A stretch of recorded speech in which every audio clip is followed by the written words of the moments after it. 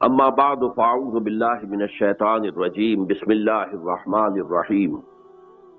اصل میں نے تو 5 منٹ مانگے تھے ایک وضاحت کے لیے جو میری کل کی تقریر کا ایک تاثر رد عمل کے طور پر میرے سامنے پہنچا تھا، اور میرا خیال تھا کہ وہ امیر تنظیم کی خطاب سے پہلے ہو جائے۔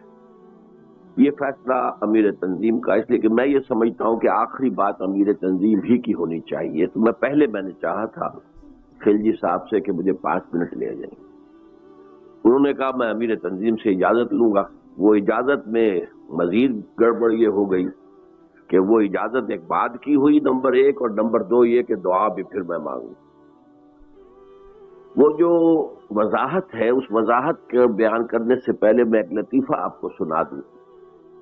ہمارے ایک دوست تھے، فوت ہو گئے ہیں، میاں منظور الحق، بہت بڑے کاروباری آدمی تھے، ٹرینری تھی بہت بڑی ان کی۔ وہ ایک دفعہ گئے، یہ کافی پرانی بات ہے، وہ جو سیکریٹری انڈسٹری تھے، کوئی کام تھا ان سے، وہ بنگالی تھے، تو چپراسی بھی تھا، وہ چپراسی سے کوئی غلطی ہوئی تو وہ بنگالی سیکریٹری صاحب نے انہیں بہت سختی سے ڈانٹ دیا، اور اس کا بیچارے کا منہ اتر گیا اور وہ باہر چلا گیا۔ کے بعد گفتگو کر رہے تھے، میاں صاحب سے اچانک خیال آیا، روب جاستی پڑ گیا، یعنی جاستی آپ سمجھتے ہیں یہ بنگالی میں زیادہ کے لیے۔ اسے خیال آیا کہ میں نے جو زیادہ ڈانٹ دیا ہے تو روب جاستی پڑ گیا ہے اس پر، تو اس کو بلایا اور پھر یعنی اپنی خندہ پیشانی کے ساتھ اس سے کہا کہ بھئی یہ کام کر لو، تاکہ اسے اندازہ ہو جائے کہ وہ غصے کی کیفیت ختم ہو گئی ہے۔ تو میں سمجھتا ہوں کہ میری تقریر سے بھی کل روب کچھ جاستی پڑ گیا ہے۔ اس حوالے سے میں وضاحت کرنا چاہتا ہوں کہ دیکھیے، ہم جب مطالبہ کریں گے تو ہم تو آپ کو آخری اونچی منزل دکھائیں گے۔ نصب العین کیا ہے، کہاں پہنچنا ہے۔ اب یہ کہ کون کہاں تک پہنچ سکے گا، یہ انفرادی محنت پر ہے، انفرادی مشقت پر ہے، مزید بنا شاکلہ پر بھی ہے۔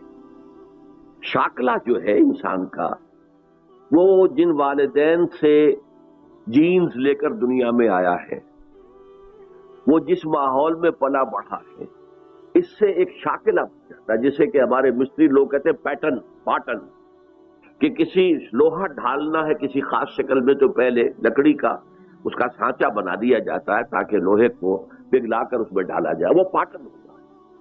تو ہر انسان کا ایک پیٹرن جو ہے، انگریزی میں اسے پیٹرن کہتے ہیں، وہ ان کے جو مستریوں کی زبان پیٹرن ہے، تو وہ پیٹرن بنا ہوتا ہے، اس سے آگے نہیں نکل سکتا آدمی۔ حضور نے اسی لیے فرمایا کہ خیارکم فی الجاہلیت خیارکم فی الاسلام، الناس کالمعادن، انسان جو ہے وہ معدنیات کے بارے تھے۔ ایک سونے کی معدنیات ہے تو اس کو صاف کریں گے تو سونا بنے گا، ایک چاندے کی معدنیات ہے چاندی، اسے کتنا ہی صاف کر لے چاندی بنے گی، سونا تو نہیں بنے گا نا، وہ تو معدنیات کا ہے۔ تو ہر انسان جو ہے وہ ایک خاص قسم کی معدنیات لے کر دنیا میں آیا ہے، لیکن اس کے سامنے جو ہے آئیڈیل ہمیں رکھنا ہوگا، یہ ہے منزل، ادھر تمہیں آگے، اور پروگرس کرے گا انسان اپنے پیٹرن کے اندر، اس سے نکل نہیں سکتا۔ nobody can outgrow his skin انگریزی میں کہتے ہیں۔ میں اور موٹا ہو جاؤں، پہلے تھا اب ذرا کم ہو گیا ہوں، لیکن اگر اس سے بھی زیادہ ہو جاتا تو کیا ہوتا، میری کھال اور کھنچ جاتی، وہ کھال سے باہر تو میں نہیں جا سکتا تھا، میں کھال ہی۔ تو اسی طریقے سے انگریزی میں کہتے ہیں you can't outgrow your skin. تو وہ پیٹرن میں بھی انسان رہتا ہے، اسی پیٹرن سے حساب ہے اللہ کے ہاں۔ یہ لا یکلف اللہ نفسا الا وسعها، ابتدائی تقریر میں عزیزم عاکف سعید نے آپ کو اس آیت، تو یہ انتہائی اہم آیات میں سے قرآن کی بار بار آئی ہے کہ ہر شخص کے پیٹرن کے حساب کے اعتبار سے حساب لیا جائے گا۔ وہ اندھے کی لاٹھی نہیں ہے کہ وہ سب کے لیے برابر ایک معیار ہو، نہیں، بلکہ یہ ہے کہ اللہ تعالیٰ ہر ایک کو وہاں پر جو ایسس کرے گا، وہ ایسس کرے گا میں نے اس کو دیا کیا تھا، میں نے اس کو جینز کون سے دیے تھے، کن سے اس کی طرف جو ہے وہ جسم بنا تھا، کس حال میں نے اسے پیدا کیا تھا، اسے میں نے دارالکفر میں پیدا کیا تھا، دارالاسلام میں پیدا کیا تھا، یا دارالخلافہ میں پیدا کر دیا۔ تو اس حساب سے انسان کی ذمہ داری زیادہ ہوگی یا کم ہوگی۔ تو اس پہلو سے قرآن مجید کے اندر جو بات ہے، ان اللہ اشتری من المؤمنین انفسهم واموالهم بان لهم الجنہ، یہ ایمان کا بنیادی تصور ہے، اللہ ان اہل ایمان سے ان کے جان اور مال خرید چکا، اب اس کے ہے ہی نہیں، اب تو یہ اللہ کی امانت ہے اس کے پاس، جب مطالبہ آئے، اور مطالبہ نبی کی زبان سے آئے گا، تو اسی لیے ان الذین یبایعونک انما یبایعون اللہ، اصل میں تو بیعت اللہ سے ہے۔ ابھی آپ نے کہا ہے کہ میں اللہ کے دین کے لیے خرچ کروں گا، کھپاؤں گا، لگاؤں گا، ہاں آپ نے اطاعت کی بیعت کی ہے میرے تنظیم سے، جو یہ کہیں گے وہ میں کروں گا، اور یہ اپنے ساتھیوں سے بھی مشورہ کریں گے اور یہ کہیں گے۔ تو یہ بات سمجھ لیجئے کہ ہر شخص کے لیے لا یکلف اللہ نفسا الا وسعها، صحابہ سب ایک جیسے تو نہیں تھے، آخر ان میں رتبے کیوں ہیں؟ ان میں ایک وہ تھے اصحاب الصفا جو ہر شے سے فارغ بیٹھے ہوئے، یہ گویا کہ ہم وقت کارکن تھے اس وقت کے، ان کی کوئی تنخواہیں نہیں تھی، کوئی لنگر نہیں تھا، کچھ نہیں، کچھ صدقہ آ گیا تو کھا لیا تو نہیں سے، وہ ہم وقت کارکن۔ پھر اس کے بعد ایسے بھی تھے، اور جو عشرہ مبشرہ میں تو زیادہ تر وہی لوگ ہیں جو کاروبار بھی کرتے تھے، پھر عین وقت پر خرچ بھی کر دیتے تھے، خرچ کرنے میں بھی سب برابر نہیں، حضرت ابو بکر نے سارا لا کر رکھ دیا، حضرت عمر نے آدھا لا کے رکھ دیا، مقدار میں شاید حضرت ابو بکر کے سارے سے بھی کہیں زیادہ تھا جو حضرت عثمان نے لا کے رکھ دیا، لیکن یہ تو پھر انڈیویجول ہے، جیسے میں نے کل کہا تھا جتنا گڑ ڈالیں گے اتنا میٹھا۔ اب یہ میرا اور آپ کا امتحان ہے، اسی لیے انفاق میں دیکھیے کس قدر اللہ تعالیٰ نے حکیمانہ انداز اختیار کیا ہے۔ یسألونک ماذا ينفقون، بھائی ہم سے کہا جا رہا خرچ کرو خرچ کرو خرچ کرو، کہاں تک خرچ کریں؟ قل العفو، کہہ دیجئے جو ضرورت سے زائد۔ یہاں پر آپ کو اختیار دے دیا، آپ اپنی ضروریات جو ہے ربڑ کی طرح کھینچتے چلے جائیں گے، یہ بھی ہونا چاہیے، یہ بھی ہونا چاہیے، یہ بھی ہونا چاہیے، یہ بھی ہونا چاہیے، تو آپ کا سارا وقت، ساری توانائی، ساری صلاحیت اسی میں کھپ جائے۔ جو بہت خوبصورت شعر ہے عبد القادر بیدل کا رحمۃ اللہ علیہ، اور یہ بہت پسند تھا کس کو؟ شہنشاہ اورنگزیب۔ وہ شہنشاہ ہوتے ہوئے ٹوپیاں سی کر اور قرآن نقل کر کے اپنے ذاتی معاش دیتا تھا۔ دو ہندوستان میں بادشاہ ایسے ہوئے، نصیر الدین محمود اور اورنگزیب عالمگیر، لیکن یہ ہے کہ ان کو بہت پسند تھا یہ عبد القادر بیدل کا شعر، حرص قانی نیست بے دل ورنہ درکار حیات، آنچ ماں درکار داریم اکثرش درکار نیست۔ یہ تو ہماری حرص ہے، تکاثر ہے، الحاکم التکاثر، یہ بھی ہو یہ بھی ہو یہ بھی ہو، یہ بھی مکان چھوٹا تھا بڑا ہو اور بڑا ہو اور بڑا ہو، لہذا اسی میں لگ جاؤ گے، اسی میں کھپ جاؤ گے، ساری توانائیاں، ساری قوتیں، سارے اوقات، ورنہ یہ اصل میں ہماری حرص ہے، اس میں یہ ہے کہ اس کو کم کرو۔ شعر کا آخر کہا ہے کہ حرص قانی نیست، لیکن بے دل ورنہ درکار، زندگی گزارنے کے لیے آنچ ماں درکار داریم اکثرش درکار نیست، جن چیزوں کو ہم نے سمجھ لیا لازمی ہے وہ اکثر ان میں لازم نہیں ہے، یہ ہم نے سمجھ لیا کہ لازم، وہ لازم چیزوں کا دائرہ بڑھتا جا رہا ہے، بڑھ کی طرح پھیلتا جا رہا ہے، اور ہماری ساری توانائیاں اسی میں لگ رہی ہیں۔ میرا ذاتی واقعہ ہے، میں اب 28 برس سے ایک مکان میں رہ رہا ہوں، 5 مرلے کا ہے، کیا ہے وہاں کوئی بیڈ نہیں ہے، جدید کوئی بیڈ نہیں ہے، کچھ نہیں ہے، کوئی صوفہ سیٹ نہیں، کچھ بھی نہیں، چل پلنگ ہے جو سن 55 میں بنوائے تھے میں نے، اسی پر میں سوتا ہوں آج بھی، سن 55 کا بنایا ہوا چارپائی جس پہ پہلے نیوار لگی ہوتی تھی، اب اس کے اوپر ایک پھٹا رکھ دیا گیا، کمر سیدھی رہے آدمی کی۔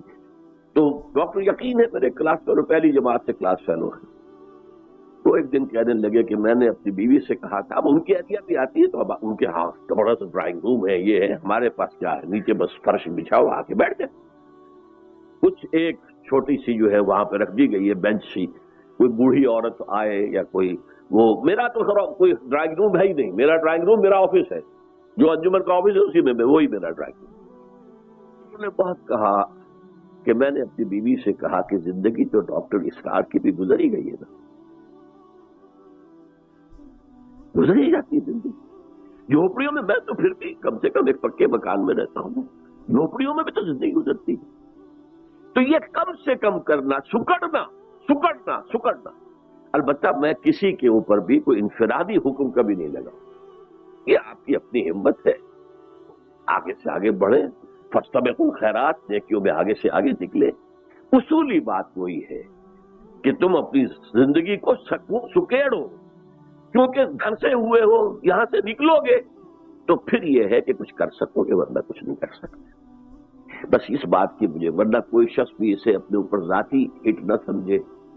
بہرحال ہر طرح کے ساتھی تھے، ایسے بھی تھے. حضرت عمر، انہوں نے ایک اپنے صحابی ساتھی کے ساتھ طے کر لیا تھا، ایک دن دکان پر میں بیٹھوں گا، تم حضور کی صحبت میں گزار لینا، دوسرے دن تم بیٹھنا، میں جا کے حضور کی صحبت. اب ایک تو ہے اصحاب صفہ، ہم وقت بیٹھے، انہوں نے آدھا آدھا کر لیا.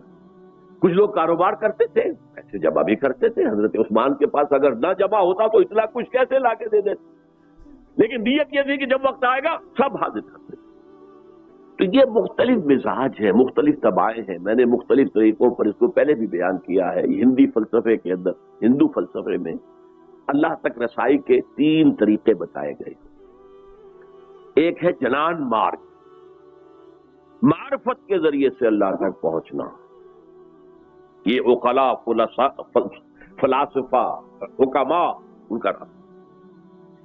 ایک بھکتی کے راستے سے، اللہ کے راستے، نیکیاں، ذکر، مراقبے، تپسیائیں، یہ بھکتی ہے. اور ایک ہے کرما مارگ، وہ کیا ہے؟ آدمی کوئی فعال ہے، کاروبار کر سکتا ہے، کرے گا، لیکن اس سے اپنی اٹیچمنٹ ختم کر دے. یہ ڈیٹیچمنٹ جو ہے یہ اس کرما مارگ کی شرط اول ہے ان کے یہاں پر، کہ کوئی نفع ہو رہا ہو تو خوشی ہو رہی ہے، کوئی نقصان ہو رہا ہے تو دل جو ہے بیٹھ رہا، نہیں، یہ نہیں ہونا. اور تم یہ سمجھو کہ جو کچھ کما رہا ہوں اللہ کے لیے کما رہا ہوں، جب وقت آئے گا پیش کر دوں. تو کوئی حرج نہیں ہے. کوئی شخص کاروبار کر رہا ہے، اس میں اللہ نے اسی کی صلاحیت رکھی ہے. وہ جنان مارگ کی طرف نہیں جا سکتا. بھکتی مارگ سے بھی اس کی، وہ جو ہے فارسی کا بھی بڑا پیارا شعر ہے، سنما رہے قلندر سزدر بمن نمائی، کہ دراز و دور دیدم رہو رسم پارسائی. یہ پارسائی جو ہے نیکی ہے، یہ کرو اور وہ کرو، اور جس کا کافی درس جو ہے آپ کو اذکار اور نوافل کی شکل میں ملا ہے. تو ایک شاعر کہتا ہے، اللہ مجھ سے یہ لمبا راستہ تو طے نہیں ہوتا، کہ دراز و دور دیدم رہو رسم پارسائی، سنما رہے قلندر سزدر بم. مجھے تو کوئی قلندرانہ راستہ بتاتے کہ بس تیرا ہو جاؤں اور تیرے ہی لیے، تیرے ہی عشق میں، تیری ہی محبت میں بس اپنی زندگی لگا دوں. تو یہ ہے مختلف مزاج. اللہ تعالیٰ، اب دیکھیے ہم نے جو کام شروع کیا ہے یہ اصل میں کار رسالت ہے، یہ کار رسالت ہے. اسی لیے ختم کا لفظ نبوت کے ساتھ آیا ہے، رسالت کے ساتھ نہیں آیا.